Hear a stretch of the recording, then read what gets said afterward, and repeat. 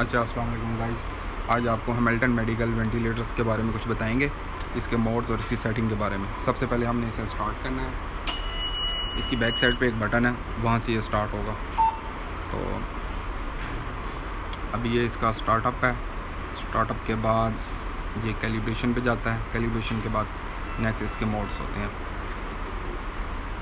Calibration मैंने आपको पिछली वीडियोस में बताई हुई है, तो वो करने की जरूरत नहीं। अब इसमें 3 कैटेगरी हैं, अडल्ट की है, एक किड्स की है और एक इन्फेंट की है। सबसे पहले हमें ये डिसाइड करना होता है कि हमारा जो पेशेंट है वो अडल्ट का है या किड्स का है या इन्फेंट का है।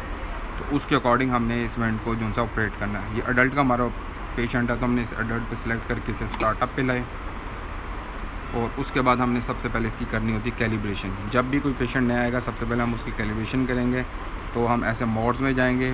मोड्स में जाने के बाद ये कैलिब्रेशन लिखा हुआ है, कैलिब्रेशन में आएंगे। उसके बाद ये आएगा फ्लो सेंसर। फ्लो सेंसर पर क्लिक करेंगे, कैलिब्रेशन स्टार्ट हो जाएगी। कहता है टर्न द फ्लो सेंसर। हमने इस फ्लो सेंसर को ऐसे टर्न करना है, तो उसके बाद automatically calibration in progress start हो जाएगी।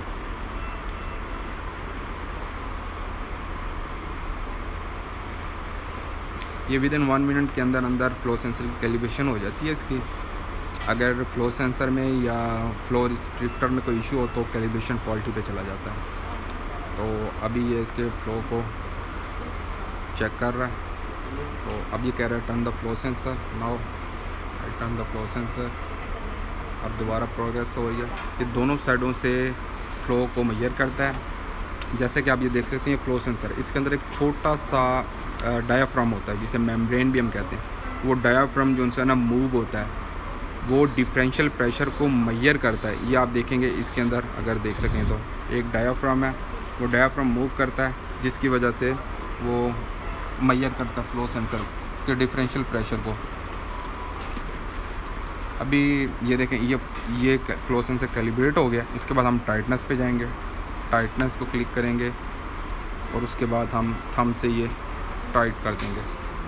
अब ये क्या करेगा, इस दौरान ये फ्लो सेंसर से लेकर ब्रीदिंग सर्किट और वेंटिलेटर के एक्सटर्नल पार्ट तक सब चेक करेगा। ये सारा का सारा ओके है, तो ये फ्लो सेंसर को टाइटनेस ओके कर देगा। उसके बाद हम जाएंगे मोड्स में। सबसे पहला मोड आता है CMV। CMV मोड होता है continuous mandatory ventilation.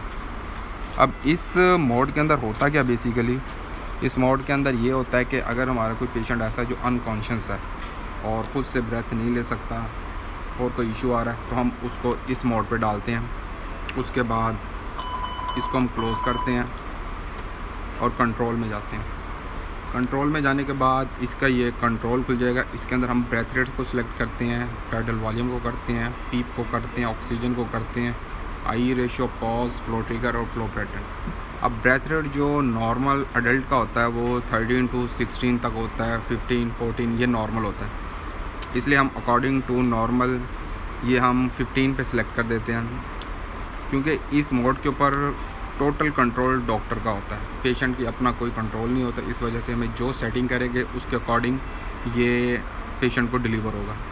Tidal volume जो है वो 500 ml है। अब टाइडल वॉल्यूम भी सिलेक्ट करने का एक फार्मूला होता है। 7 to 8 को पर kg के हिसाब से मल्टीप्लाई करने से ना हमारा जो है टाइडल वॉल्यूम निकलाता है। अगर फ़र्ज़ करें कि अगर किसी का 70 kg वेट है, उसे हम 7 अकॉर्डिंग टू पेशेंट को देखते हुए 7 या 8 से मल्टीप्लाई करते हैं, तो उसका जो है ना टाइडल वॉल्यूम निकल आता है। तो इसी तरीके से ये पीप है, पॉजिटिव एंड एक्सपायरेटरी प्रेशर। पीप के अंदर क्या होता है, ये हमारे जो लंग्स हैं इनके अंदर छोटे छोटे एल्वोलाइज होते हैं। उन एल्वोलाइज को डैमेज होने से बचाने के लिए, कोलैप्स होने से बचाने के लिए हमें कुदरती तौर पर इसमें एक पीप मौजूद होती है।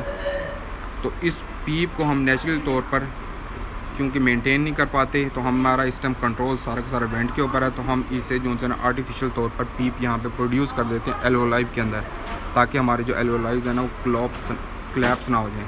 क्लैप्स होने से बचाने के लिए हम एल्वोलाइव्स यहाँ पे जो है ना उनका प्रेशर सेट करते हैं। ये हम सैचुरेशन को देखते हुए ऑक्सीजन सेलेक्ट करते हैं, और ये आई रेशियो है, कितने टाइम के लिए इंस्पायरेशन होगी, कितने टाइम के लिए एक्सपायरेशन होगी। इसी तरीके से पॉज है, अगर मैं ब्रेथ को कुछ टाइम के लिए पॉज करवाना हो तो उतनी देर के लिए ब्रेथ हमारी लंग्स के अंदर पॉज होती है, उसके बाद एक्सपायरेशन स्टार्ट हो जाती है। यह फ्लो ट्रिगर है, इसे मैं आपको SIMV मोड में इंशाल्लाह बताऊंगा। और ये हमारा फ्लो पैटर्न था। उसके बाद हम जब इसे क्लोज़ करेंगे तो हमारे ये मेन स्क्रीन ये आ जाएगी और हमारा जॉनसन है वेंटिलेशन स्टार्ट हो जाएगी।